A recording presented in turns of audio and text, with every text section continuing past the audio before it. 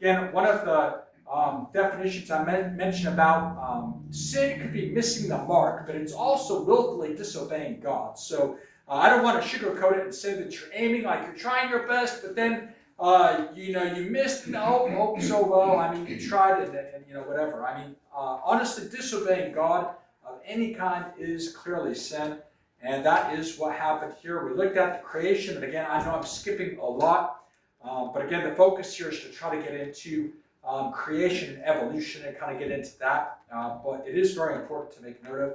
So I'm just going to briefly touch on the fall.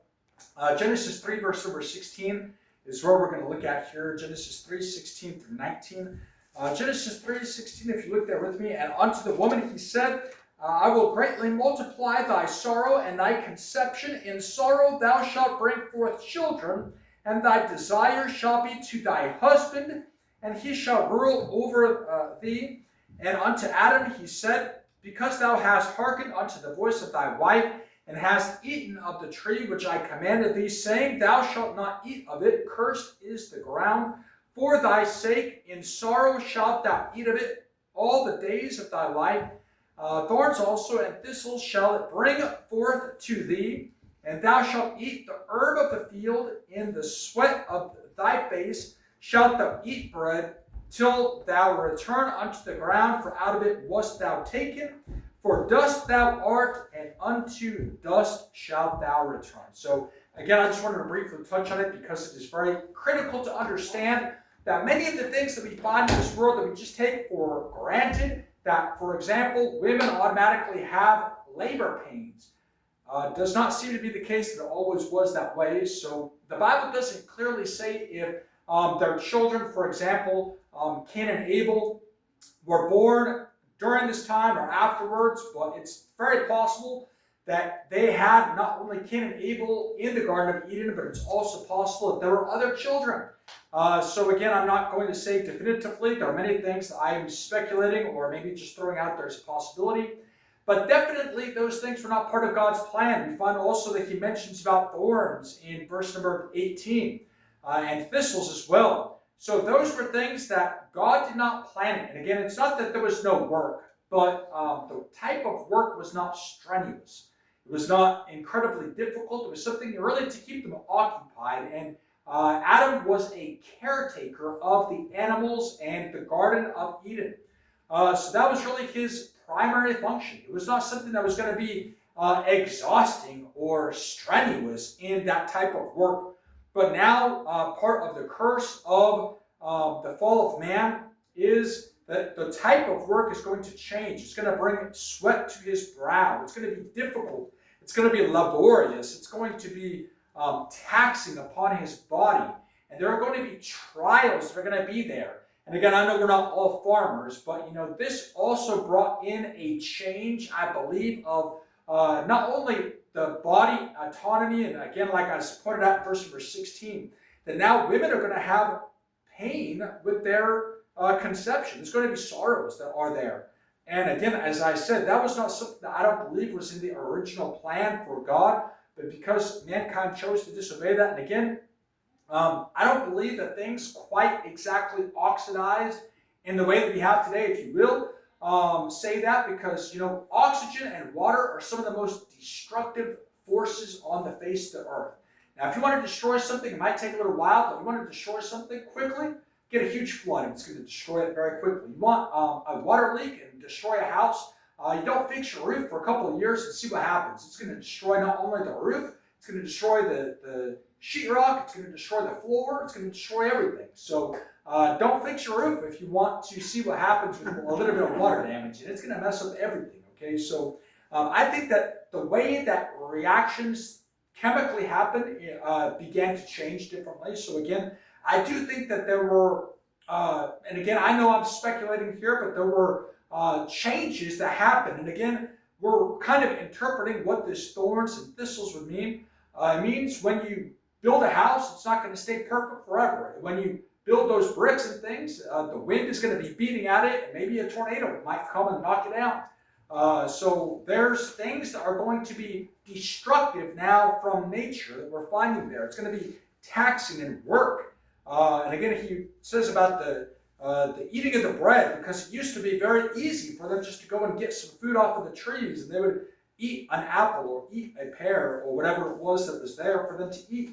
So many things changed because of the fall of man. Now, they were kicked out of the Garden of Eden, but a lot of things also changed during the time of the flood. And I think that probably for the sake of time, we're going to look at this probably at multi-weeks. But it definitely explains a lot of things that the evolutionists will ask. And, I definitely don't claim to be an expert on everything. Many of these things are simply ideas. And I just want you to think. And again, I'm not saying that necessarily I have exactly the answer. I have what the Bible tells us. But there are a lot of things that we sometimes will have to also look at and study and see what our best guess is. But looking between the lines here, we might have to see explanation. Let's skip to Genesis chapter 6, if you will. We're going to be looking at the flood. And again, I'm sorry for not being able to spend more time on the fall of man. That is a very, very important doctrinally and in so many ways. But honestly, just for the sake of time, we don't have that focus at this moment. But here, looking at the flood now, Genesis chapter 6, verses 13. I'll read verses 13 through the end of the chapter, verse number 22. So please just follow along with me. I am reading quickly. I understand that. But again, there's a lot of material here, and we'll just kind of, hopefully you're familiar with this, but I'll just read through it here quickly. Genesis 6, 13 through the end of the chapter. And God said unto Noah, the end of all flesh is come before me, for the earth is filled with violence through them. And behold, I will destroy them with the earth. Make thee an ark of gopher wood. Rooms shalt thou make in the ark, and shalt pitch it within and without with pitch. And this is the fashion which thou shalt make it of. The length of the ark shall be 300 cubits, the breadth of it 50 cubits, and the height of it 30 cubits. A window shalt thou make in the ark, and in the cubit shalt thou finish it above, and the door of the ark shalt thou set in the side thereof, with lower second and third stories shalt thou make it. And behold, I, even I, do bring a flood of waters upon the earth, to destroy all flesh, wherein is the breath of life from under heaven, and everything that is in the earth shall die. But with thee will I establish my covenant, and thou shalt come into the ark, thou and thy sons, and thy wife, and thy sons' wives with thee. And every living thing of all flesh, 2 of every sort, shall thou bring into the ark, and keep them alive with thee. They shall be male and female, of fowls after their kind, and the cattle after their kind, of every creeping thing of the earth after his kind. 2 of every sort shall come unto thee to keep them alive. Verse 21, and take thou unto thee of all food that is eaten, and thou shalt gather it to thee, and it shall be for food unto thee and for them. Thus did Noah, according to all that God commanded him, so did he. Okay, so I know that there's a lot of things that he talks about there, and I know we're kind of going to be rushing through this. Like I said, we are going to be covering the flood for probably a couple, at least 2 or 3 Sundays here, so please just kind of have that in mind and bear with me that some of the answers may not be there. But again, if you have a question, this is really more like a seminar, so please stop me if there's something that I didn't answer. We might be getting to it in the future. But I certainly do want to try to answer these questions. I might not have the answer, and I'll try to research it if that is the case.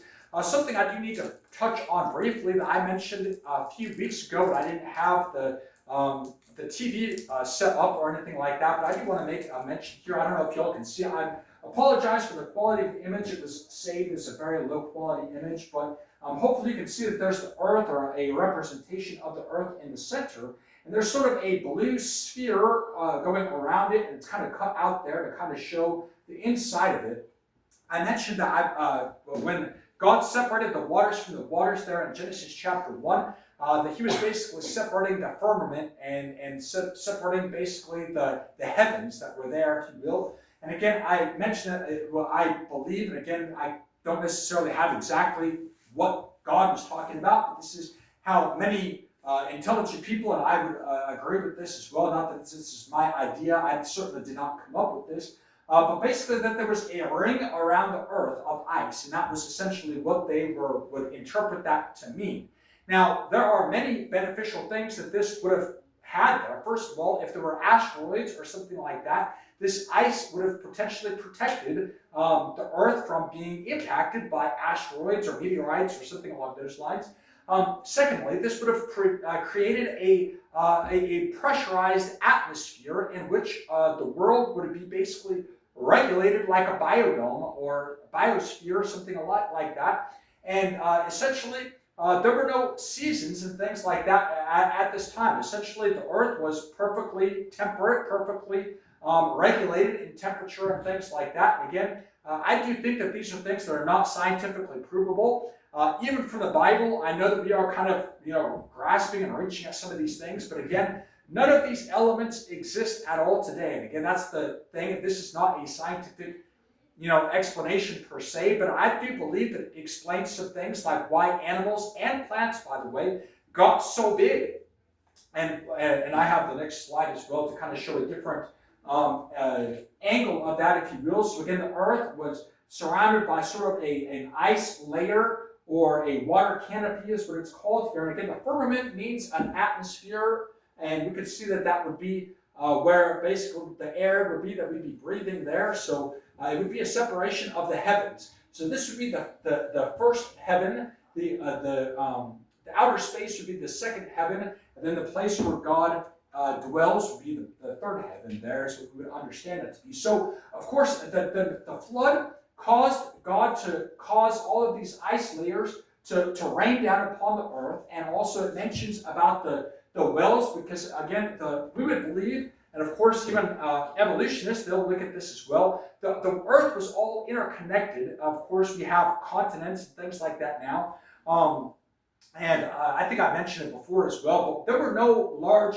mountains like Mount Everest, the Rocky Mountains, the Himalayas, or whatever. I mean, these things were non-existent in the former Earth. And again, these are things I can't necessarily scientifically prove, but with scientific evidence and things that are there, scientists will look at the fossilized, remains of sea creatures on the Himalayas and say, oh, look, over millions of years, these Himalayan mountains grew up and brought the sea up to that level. Well, I mean, I agree that used to be under the waters, but it didn't take millions and millions of years. This happened very quickly. So these types of reasons why there are fossilized marine animals on high mountains. I mean, if you go to the Himalayas, they have all kinds of fossilized little animals and creatures and things that they have found. There has to be an explanation for that. And again, I don't think that it happened in millions or billions of years. These things happened as a worldwide flood, where all of these things that the mountains were basically brought down and the valleys were, you could say, brought up. But when Noah's flood happened, essentially the earth was brought apart and waters divided things and caused things to happen very quickly. And again, yes, plate tectonics is a theory. But I do think that there is ample evidence to suggest that is a workable theory, but I do disagree with the timeline that they have as well. So again, that's kind of a different topic there. Maybe we'll look at that. I'm not really too sure. But just to give you an idea here, there were no rains during this time. There was a mist that watered the earth for earth. And again, God talks about that, I believe, in chapter 3, describing the Garden of Eden things. But again, we don't have really time to look into those things here today. But just to kind of give a little background about why the earth is so different, even in the Garden of Eden. Because I've heard people say, well, where is the Garden of Eden? I mean, honestly, it was totally destroyed by the flood. We can't go back and find it. The Garden of Eden no longer exists. It is not in a physical place that we can find it in any sense like that today. So, that's just something. So, to go to the next point about the firmament and this pressurized area, it's interesting because the more pressure that you have with an atmosphere, the larger plants and animals will grow. Okay, so again, I know that this is theoretical and things like that, but based on the size of animals and things, scientists and even Christians will agree with you that the atmosphere at one time was more pressurized than it currently is. They estimate that there's probably 4 or 5 times the amount of pressure that we have today. So again, what caused this pressure difference? What caused these animals to grow so large?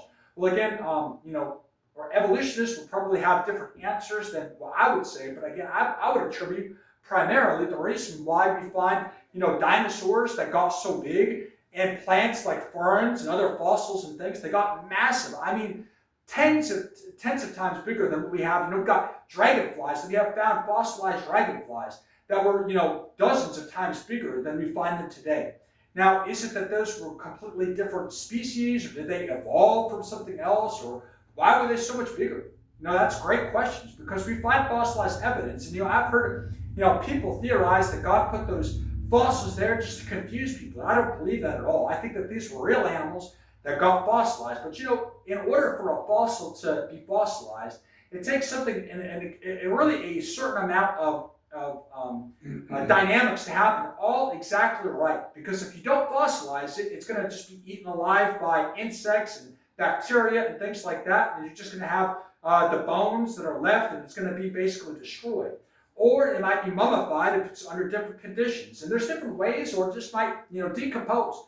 So there's all different kinds of ways for those things to happen. But the very fact that we have so many fossils, to me, tells me that those fossils were buried very quickly. And the certain conditions were right in order for those things to decay in such a way that they became fossils.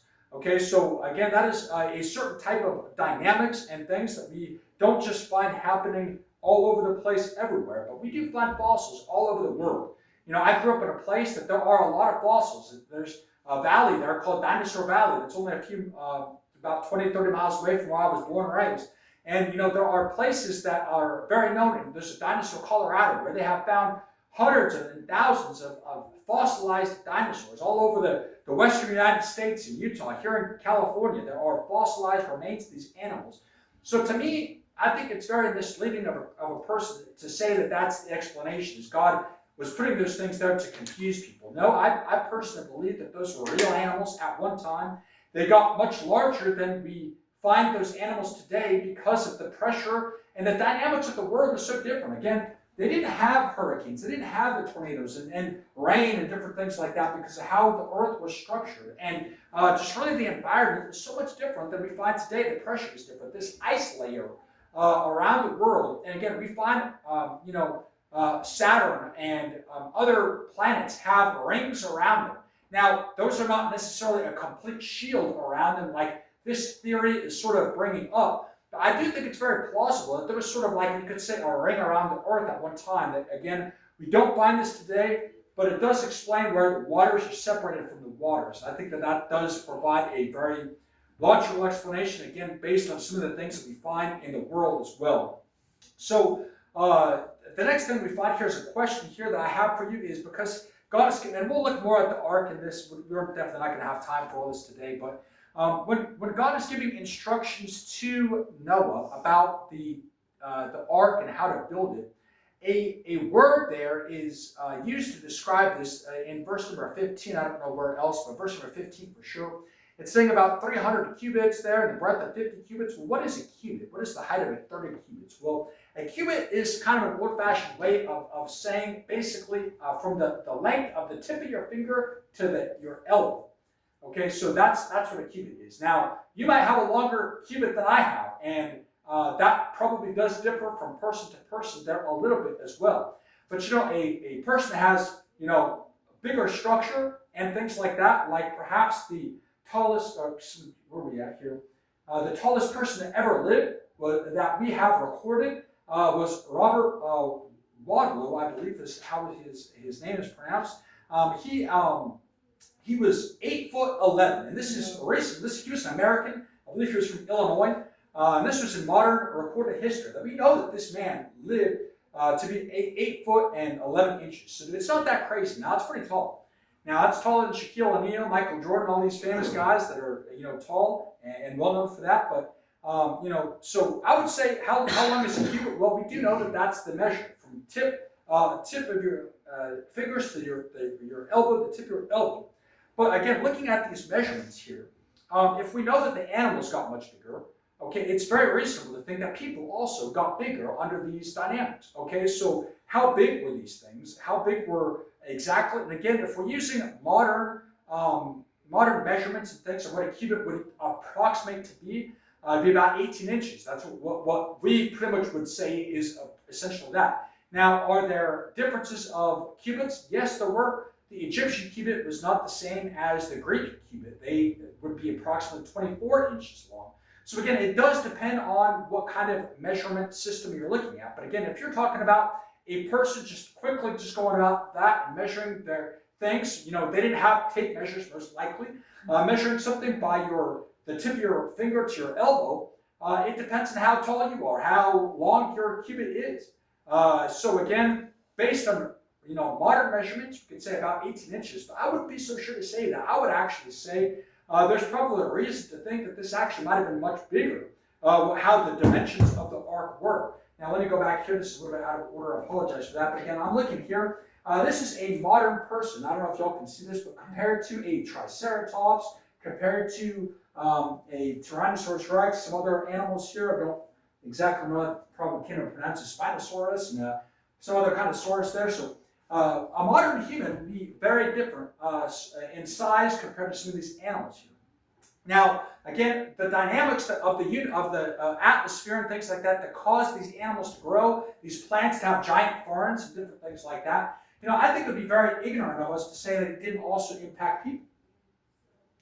Okay, so one thing that we know from modern lizards is that they never stop growing. So there are no records of death happening in pre-flood times, or at least in terms of the Garden of Eden, pre-fall times, I should say. So if none of the animals were dying and they continue to grow indefinitely, how big would those reptiles be? I mean, how long were Adam and Eve in the garden? I mean, if you're reading through it, it kind of seems like everything happened within a day, but I really don't think that was like I said, it's very possible that Adam and Eve might have had children already in the garden, not just, Cain and Abel, but there are probably other kids. I mean, they might have had, 20, 30, 40 kids already by that point. We don't know. We don't know how long they were there. It might have just been Adam and Eve at that point. But again, the Bible doesn't really specify those things. Again, in terms of the story of the fall, the earth doesn't make that much difference because he kicked everybody out. But essentially what I'm saying is if these animals also got bigger because of the atmosphere, it's very logical that a person would have been much bigger too. So maybe these animals would have been the same size as a human, or maybe even smaller. I don't know. And again, I'm not saying for sure, but again, I'm also saying that we know in modern history that people have gotten bigger as well. And that's not even to say about the ages of these people, because we know that many people in the Bible, we're not going to have time to go into that as well, but lived for hundreds of years.